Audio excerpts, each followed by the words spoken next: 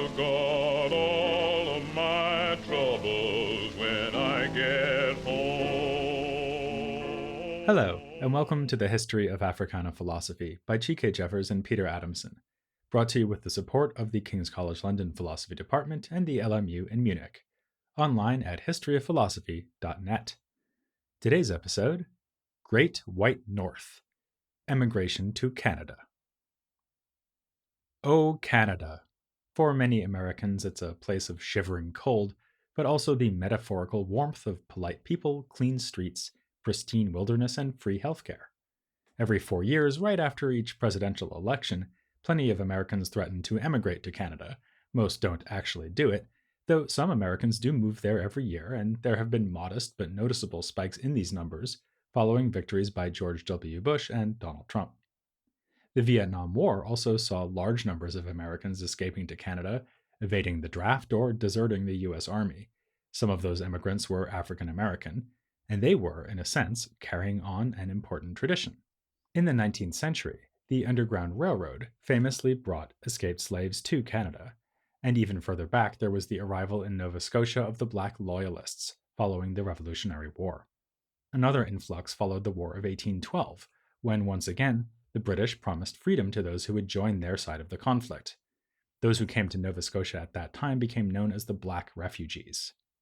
At the times of these previous migrations to Nova Scotia, slavery was actually legal in Canada, but as in the northern states, and in contrast to the American South, the Caribbean, and certain parts of Latin America, slavery was never that significant to the economic development of the French and British colonies that became Canada. From the 1790s onward, gradual abolition through statutes and judicial decisions limited slavery. By the time it was finally abolished throughout the British Empire in 1834, there were very few slaves still left in Canada. So Canada was attractive for those seeking freedom even before 1834. Peter Williams Jr., mentioned in episode 41, raised money to help a large group of African Americans who left Cincinnati, Ohio, after a major riot attacking black residents there in 1829. This group established the Wilberforce Colony in what is now Ontario, then the colony of Upper Canada. We previously discussed Williams's repudiation of the American Colonization Society, despite his earlier support for his friend Paul Cuffey's plans for bringing people to Africa. As it turns out, he expressed that opposition to the ACS at a meeting for the benefit of the Wilberforce Colony. So, while an important theme of his speech was that African Americans should not have to leave the United States, he also argued that God, in his good providence, has opened for such of us as may choose to leave these states an asylum in the neighboring British province of Canada. Emigration to Canada reached its zenith, however, in the 1850s, in the wake of the passage of the Fugitive Slave Act.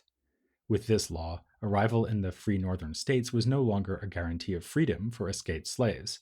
Even those born free in the north were no longer safe. Thousands of fugitives and emigrants poured into Canada during the time between the law's passage in 1850 and the sparking of the Civil War in 1861. One of the most famous was Mary Ann Shadd, also known by her married name, Mary Ann Shadd Carey. This remarkably accomplished woman had interesting ideas on securing freedom through emigration, as did another figure who spent time in Canada in the 1850s. He was Samuel Ringgold Ward, already mentioned in episode 49, as a classmate of Henry Highland Garnet at the African Free School. The two of them will be our main characters in this episode, but we'll also revisit the work of Martin Delany. As we noted in the episode focusing on him, he too spent time living in Canada in the 1850s. He saw relocation to Canada and what African Americans ought to do once they were there quite differently than Shadd and Ward, so he will offer us an illuminating contrast. Shadd and Ward were collaborators of an interesting sort. Shadd remains a figure often commemorated in Canada, especially during Black History Month, and is best remembered today for editing her own newspaper, the Provincial Freeman. When it first appeared, though, and for the first year or so of its existence, its editor was identified as Ward, who had previous experience editing newspapers in the United States. From the beginning, this attribution masked the fact that Shadd was the true editor. Eventually, the charade was dropped, and she was acknowledged as the sole force behind the paper. Later, she would again claim to be handing over the reins to another male editor. Rather ironically, it was in an editorial written to mark this supposed change in leadership that she reflected on her own pioneering role. To colored women, she wrote, we have a word. We have broken the editorial ice, whether willingly or not, for your class in America. So go to editing as many of you as are willing and able, and as soon as you may, if you think you are ready. Even after this apparent farewell, Shadd continued to preside over the provincial freemen. But it will not be her tireless journalistic efforts that occupy our attention in this episode. Instead, we'll be focusing on her most famous piece of writing, a pamphlet she published less than a year after arriving in Canada. Its title is so long that in northern Canada, you could start reading it before sunrise on a winter's day and not finish until after sunset. A Plea for Emigration, or Notes of Canada West, in its moral, social, and political aspect, with suggestions respecting Mexico, the West Indies, and Vancouver's Island for the information of colored emigrants. We'll shorten this to A Plea for Emigration, although scholars sometimes use Notes of Canada West as the short title. Where, you may ask, is Canada West? Actually, this is what we now call Ontario, as opposed to Canada East, which was the name of modern-day Quebec. In keeping with the usage of the time, Shadd refers to them together as the Canadas. Shadd herself did not initially intend to be one of the colored emigrants of her title. She was born free in Delaware in 1823 and had been working as a teacher when she journeyed to Toronto to attend a Black organized anti-slavery convention in September of 1851. She was so impressed that she decided not to return. She moved to Windsor and opened a school, receiving support from the American Missionary Association. It was while living and teaching in Windsor that she had her Plea for Emigration published in Detroit in June of 1852. The little book's primary aim is to acquaint the reader with all possibly relevant facts about Canada as a place to live for African Americans who are seeking to escape the United States: climate, soil, crops, the price of land, opportunities for employment, places of worship, education, political rights, and so on. If Tim Hortons Donuts had existed at the time, you can be sure she would have mentioned them.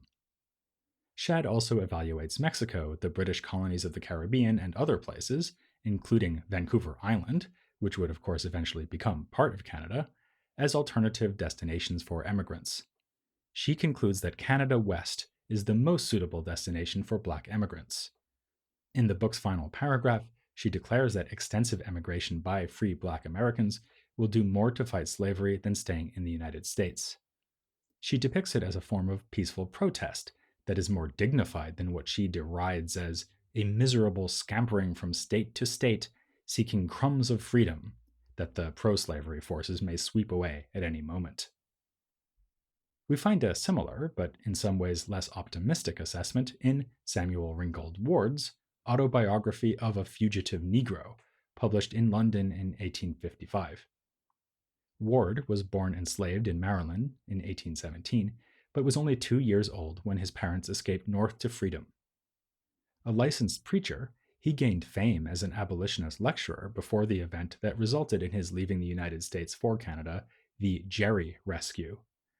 A man named William Henry, whose nickname was Jerry, had been arrested in Syracuse, New York, and was in danger of being sent back to slavery in accordance with the Fugitive Slave Act.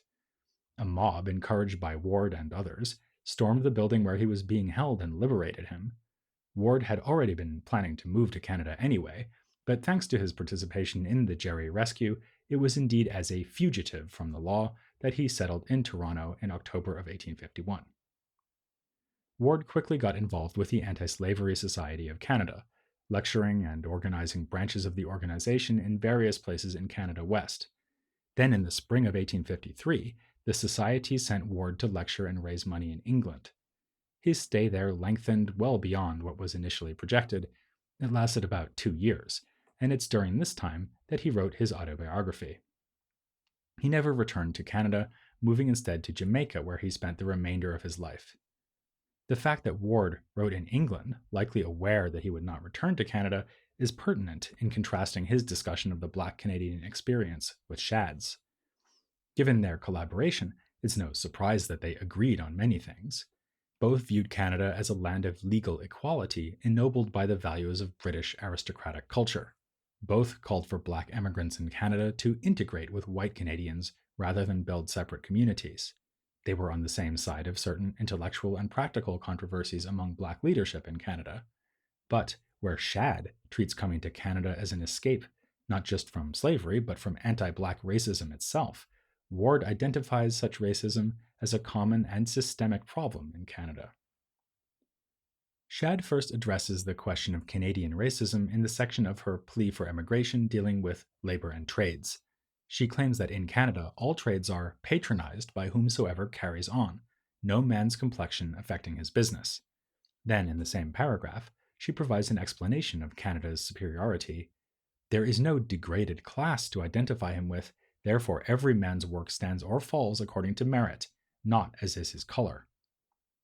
This comment reveals much about Shad's understanding of the nature of racism and how it operates in the United States.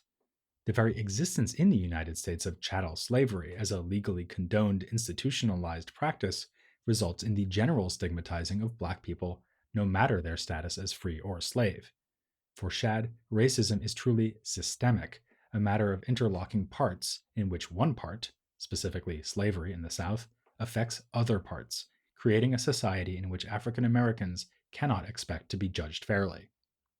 By contrast, she considers the situation in Canada to be completely free of racism.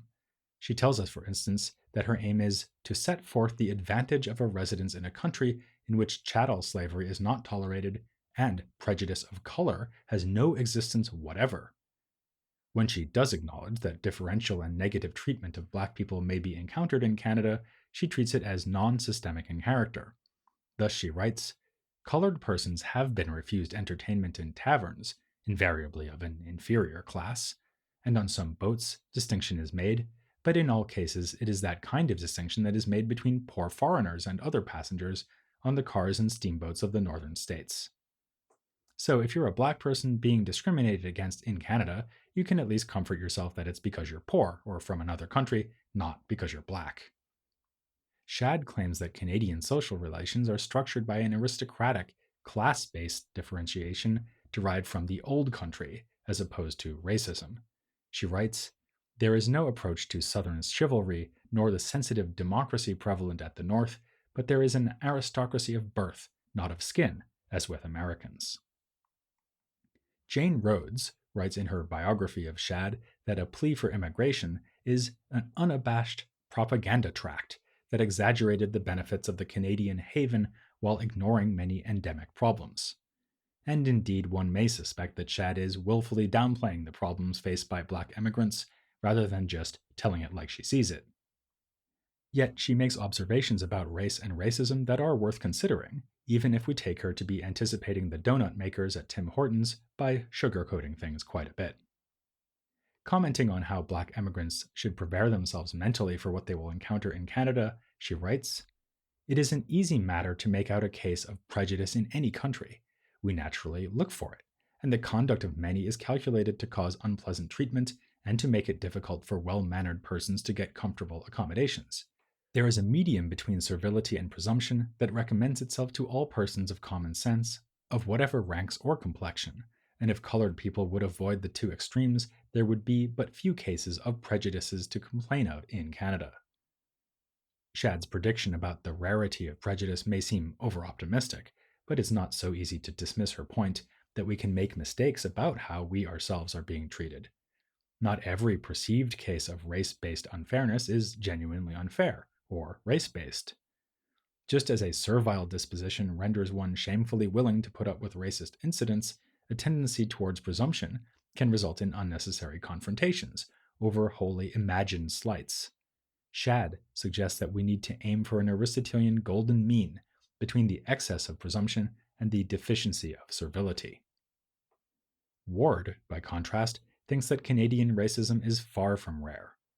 He discusses this in the context of explaining the usefulness of anti-slavery activism in Canada. Having discussed factors related to Canada's shared border with the United States, such as how often pro-slavery Yankees come into Canada to visit or even settle, Ward turns to some more unwelcome facts. There is, firstly, pro slavery feeling on the part of British born subjects, and secondly, the more general problem of Canadian Negro hate. His use of this expressive phrase helps to remind us that the term racism would not enter common usage until the 1930s. Regarding support of slavery, some of those who openly expressed it in Canada were, he says, heretofore planters in the West Indies, still bitter about abolition in the British Empire. He also speaks of Canadians who have familial or economic ties to the slaveholding American South, or even just fond memories of travel to the South. Both of these points place Canada in a larger global context. If Shad was right to define racism in purely systemic terms, she should not have overlooked the systemic ties binding Canada to the broader social context of the English-speaking world. Ward begins the second part of his discussion with a surprising claim. Canadian Negro haters are the very worst of their class. He proceeds to describe a number of cases of discrimination in public accommodations, including his own humiliating experiences in Hamilton in December of 1851. He was denied a seat on a horse-drawn bus, and when he nonetheless managed to reach his hotel, he was refused a room. 2 cases like this, claims Ward, I have not known in the States for 20 years. Ward's frankness about racism in Canada seems to make him the polar opposite of Shad, but like her, he picks up on the importance of class relations in Canada. For him, social hierarchy provides a context for understanding Canadian racism. Negro hate abounds, he tells us, among the lowest, the least educated of all the white population. Their racism, according to Ward, is directly related to their ignorance. They know but little, next to nothing, of what are liberal enlightened views and genteel behavior. For all the discrimination he's seen north of the border, none of it involved a perpetrator who could claim the title of gentleman. Either that class do not participate in the feeling, or their good sense and good taste and good breeding forbid its appearance. Perhaps the elite do internally harbor racist sentiments, but they are also endowed with enough self-restraint not to let these sentiments undermine their good manners. This might look like the 19th century version of Americans marveling at how polite Canadians are, the kind of people who apologize when you walk into them on the street, even though they were standing still, and then offer you a donut. But in fact, Ward epitomizes another phenomenon, sometimes called African American Anglophilia. Ward writes, I do not expect anyone to understand how great is my pleasure in saying that, so far as my experience goes, and that is considerable, the British gentleman is a gentleman everywhere and under all circumstances. Therefore, in every town of Canada, and especially in Toronto, I see what I saw in but extremely few and exceptional cases in the States, namely that among gentlemen, the black takes just the place for which he is qualified, as if his color were similar to that of other gentlemen, as if there were no Negro-crushing country hard by, as if there were no Negro-hating lower classes in their midst. A scholar named Eliza Tamarkin has written on the love of all things British among African American abolitionists. She argues that Ward puts Anglophilia as it exists among white Americans to novel social use because he offers the allure of social difference as what whites have to gain by assuming a British liberality on matters of race. Tamarkin is certainly onto something here, but probably draws her point too narrowly by suggesting that white Americans constitute the primary audience for Ward's remarks. He's certainly encouraging white Americans to be more British, but also calling for white Canadians to multiply the power of their Britishness in light of the real problem of Canadian Negro hate. And remember, his book was published in London, so he's also calling for the British themselves to continue and further extend the moral leadership he ascribes to them. Ward confronts the harsh reality of racism in Canada in a way that Shad does not, but his solution is to affirm the very aristocracy she pointed out as the only true source of discrimination in Canada. Shad and Ward also agree that it would be counterproductive to build specifically black institutions in Canada. In a section of A Plea for Emigration on Religion, Shad reports, I was forcibly struck when at Toronto with the contrast the religious community there presented to our own large body of American Christians. In the churches, originally built by the white Canadians, the presence of colored persons, promiscuously seated, elicited no comment whatsoever. Toronto seemed to her a beautiful vision of how things could be, with racial division transcended in the context of religious worship. She is saddened by the fact that a majority of Black parishioners in Canada attend predominantly or exclusively Black churches. The effect of this fact on the Black population, she says, is to perpetuate ignorance, both of their true position as British subjects and of the Christian religion in its purity. A hatred of white people, born of American oppression, is nurtured within the Black church when this feeling ought to have been left behind in the US. Ward also criticizes separate Black churches in Canada in his autobiography, allowing that these have been a necessity in the United States, but complaining that, even there, the result was that we were shut up to such poor ignorant teachings as our own preachers alone could give us, and our ignorance was greatly perpetuated thereby. In Canada, he sees no reason to maintain such institutions. Nor are churches the only form of self-imposed segregation opposed by Ward. His point is instead a general one. I do not agree with the policy of colored people settling themselves together in a particular part of a town or village. It is significant, however, how Ward chooses to defend this point. This is not because white people can help Black people improve, but rather the reverse. Some of their white neighbors need to be taught even the first ideas of civilization by being near to enlightened, progressive colored people, such as are not few in Canada.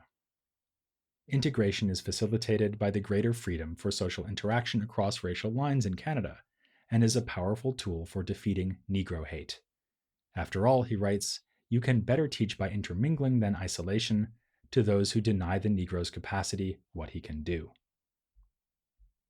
Finally, for a very different perspective on Canada, let's turn back to Martin Delany. In his famous 1854 speech, Political Destiny of the Colored Race on the American Continent, he sees Canada as a kind of second best option for emigration, after the Caribbean or Central and South America.